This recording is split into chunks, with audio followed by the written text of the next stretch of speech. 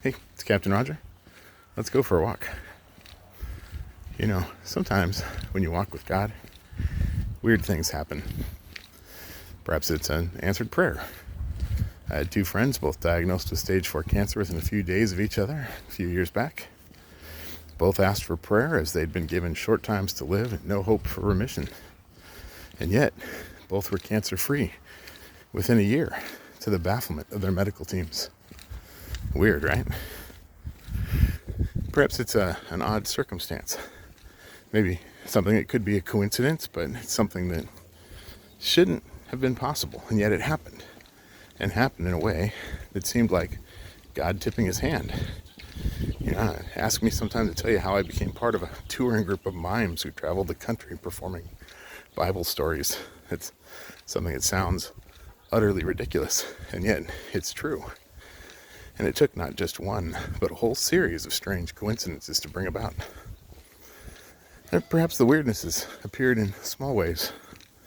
A sudden urge to say something encouraging to someone you don't know that turns out to be exactly what they needed to hear. Or maybe something causing a delay that means you end up driving slowly past an accident rather than having been in the middle of it the way you would have been. And maybe these are just the random events that can occur in an infinite universe. Or maybe they're things that might cause us to stop and think about God and his role in the universe.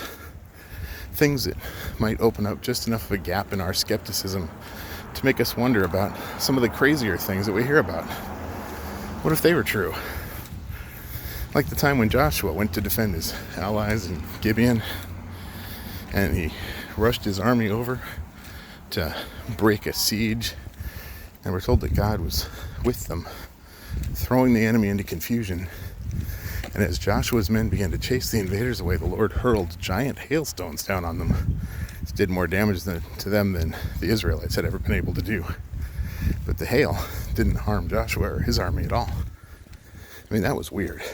But even stranger, in the middle of this, Joshua calls out to God to hold the sun and moon in their places while he finishes chasing the Canaanite tribes down, which the text seems to suggest actually happened.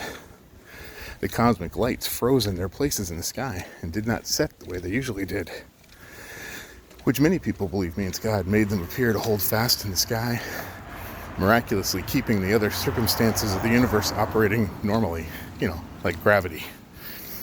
Is that what actually happened? Well, we'll never know for sure at this point in history.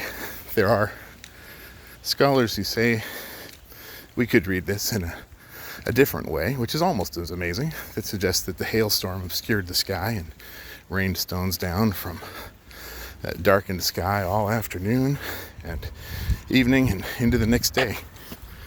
Either way, we can see that people who walk with God should probably expect weird things to happen. With that in mind, I better finish my walk before I find myself slipping into some kind of Black Mirror universe. Grace and peace to you all.